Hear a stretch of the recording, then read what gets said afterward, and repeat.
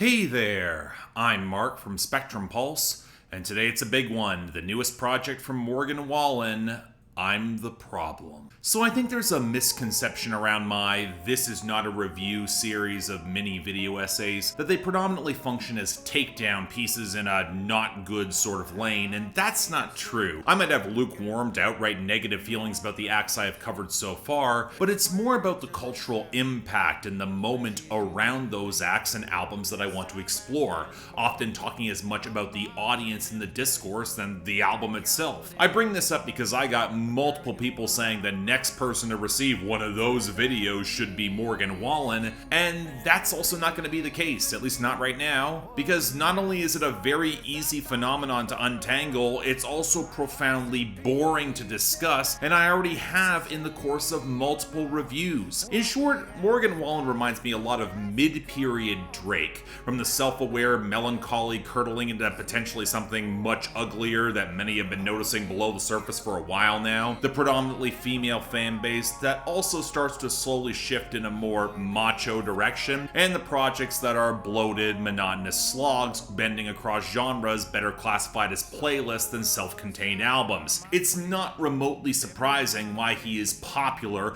and works in the modern chart landscape. Music Row found a formula. Of course they're gonna milk it dry. Of course, experiencing and then reviewing such projects that run over 2.5 hours becomes as much endurance test as it does listening experience. Say what you will about Drake, even at his absolute dullest, he never made a project that went this long, and the way too many singles implied that this could be a really rough listen, and you know what, on some level, I think I understand what I'm the Problem was attempting to do. So much so that there is a shortened version of this project that could have been passable, maybe even decent. But that's not what we got, and I'm not reviewing that. And in a gesture of goodwill that this album has not earned, let's start off with the positives. Notably, the production has gotten marginally better. The synths and guitars are better blended, there's more organic percussion. When the hip-hop drum machines show up, they are better blended, courtesy of Joey Moy, even if I would struggle to say the grooves are remotely impressive. And there is a palpable sense of atmosphere. It's thoroughly miserable and goes on way too goddamn long,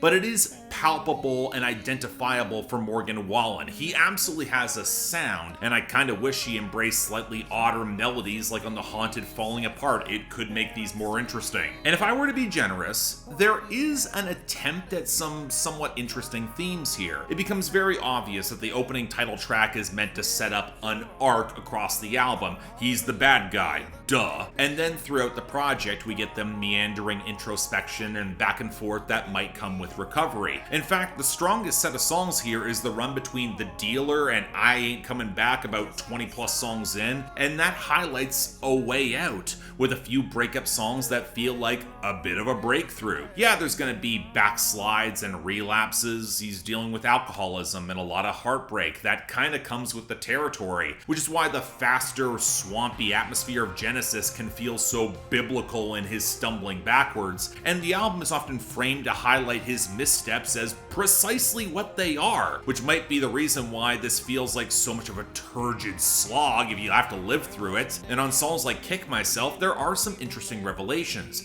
where even if Morgan Wallen moves on and he does everything that he's supposed to do, he's still awash in misery. He doesn't sound happy. A better writer, or team of writers, we'll come back to that, would then attempt to get at the roots of what's actually going on. Look at Zach Bryan or Rustin Kelly. But this project doesn't do that, and it may actually be more realistic in that result. It's too hard to change, might as well own who I am. It's why ending this album with I'm a Little Crazy is both its best and worst decision. All that being said, a lot of what I described is way more compelling in theory than execution, and let's start with the obvious. You lose a certain degree of intimacy in your framing when your stacked cast of co-writers slash enablers are overloading the deck with the same rote formula over and over again. It stops sounding like the cycle of addiction and more like a tedious mechanical grind designed to milk streaming algorithms. Especially per Joey Moy's style, the vocals are way too touched up and it all feels overproduced and and corporate. And that's before we get to the offensive bastardization of Keith Whitley on the dead-eyed hedonism of Miami. You know, a better country singer-songwriter who actually died from alcoholism. Truth be told, this album should be much darker for as miserable as it is. Actually have some teeth in the drunken wallow. Actually show some danger, I don't know, consequences. But that would also demand more challenging introspection beyond the deadened senses, and we can't really have that. And given that Morgan Wallen is in his 30s and is a father now, which was openly referenced on Superman, I'm sorry, I start having a little bit less patience. At least Drake and Future could make their fatalistic miasma a little bit more interesting for a time. They could write the occasional banger, and Zach Bryan tempers his bloated albums with more organic production and challenging storytelling. Morgan Wallen just has a lot less of that. Not helped by the more sober moments that paint the picture of a really unpleasant guy. He wasn't lying that he said he was the problem, but that can only buy so much curiosity or tolerance, let alone empathy. A big deal was made of Tate McRae being the first woman Morgan Wallen has worked with on What I Want, but it also has the feel of her being the only one willing to sacrifice enough dignity with this cheap, sad hookup rollick,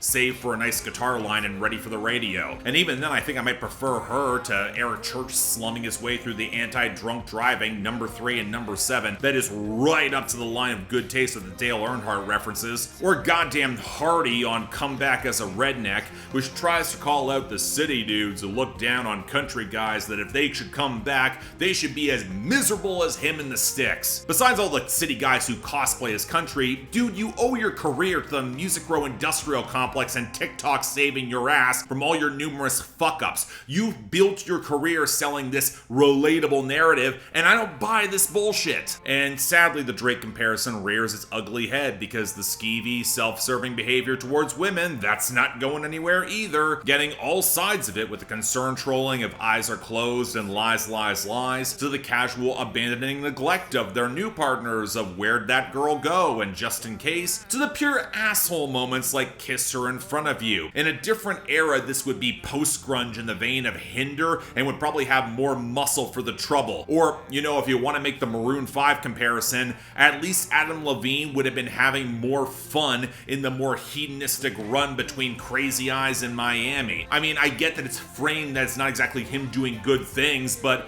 when it gets this far, the line around glorification starts getting blurry. But the most revealing moment here was Working Man's song. Credit to having the most twang and muscle on the album, as Morgan Wallen's trying to cosplay as a working dude and how neither left nor right is helping, and making a living isn't supposed to feel like dying. And put aside the utter lack of class consciousness, because there's no way in hell Morgan Wallen's equipped to make that statement, it kind of hit me. I'm the Problem reminds me way too much of an aggressively mediocre Manosphere podcast, not even one of the good ones. The endless length hitting the same subject matter over and over again, the bravado that's never quite convincing because it melts into incessant whining and self-pity where no actual revelations or growth occur, the one dejected girl who shows up largely to cash a check, the few moments of camaraderie that have you thinking it could add up to more with some solidarity, but it never really does. The disingenuous performativity hitting on some culture war provocation, but never going that far, all surrounding this grinding malaise where they keep circling the same damn problems, but rife with right-wing fatalism. There's no actual solution because just the way the world is and has become, or rather any positive change would destroy the market for said podcast. It's also why I'm a Little Crazy is the album's greatest weakness, because it shows how the cycle will never really end as Morgan Wallen winds up a paranoid drunken mess shouting at his TV. Congratulations! You became late period Aaron Lewis. Now, is that revealing of a certain pathology among a lot of young men these days, especially white guys? I guess, but if you've seen that grift for what it is online, I don't need to indulge it. It stopped being compelling a long time ago. As charitable as I was being earlier in this review, if the critical consensus is that you would have a more effective message by removing over half the album, even in the context of its themes, that's a failure on a structural level. And your self-awareness of it all stops being interesting, that even if he gets what he wants, he's not happy. And yet there's a staunch refusal to challenge that for his own damn sake. Even Jordan Peterson ended his 12 rules for life with "pet a cat when you encounter one in the street." not kick it. In short, I'm the problem is bro country's hangover. Spare moments of quality undone by the pounding headache and queasiness where you think you're gonna get better, but you know you're going out that next night to do it all again. And it stopped being fun years ago. Of course, it's gonna have an album bomb that takes over the charts next week, because 2025 we can't have nice things. Apparently that's what America wants. But here's my advice. Throw up, get breakfast, work out, probably skip this album, go to therapy, and for everyone involved, move the fuck on. So yeah, thanks a lot for watching. If you want to see more, please be sure to like, share, drop comments, subscribe. Yeah, this might come across a little inflammatory. I know exactly what I said, and I'm not apologizing for any of it. Sometimes you have to meet people with some fucking energy. Beyond that though, anything else I might be able to do to improve my presentation, I'm all ears. Put all the backlash in the comments down there below. But hey, if you want to help support the channel, get albums on my schedule, yell at me on my Discord, YouTube memberships, Patreon are right over there. Don't feel obligated, tough times, I get it, but hey, options available. But until then, I'm Mark, you're watching Spectrum Pulse, and I'll see you next time.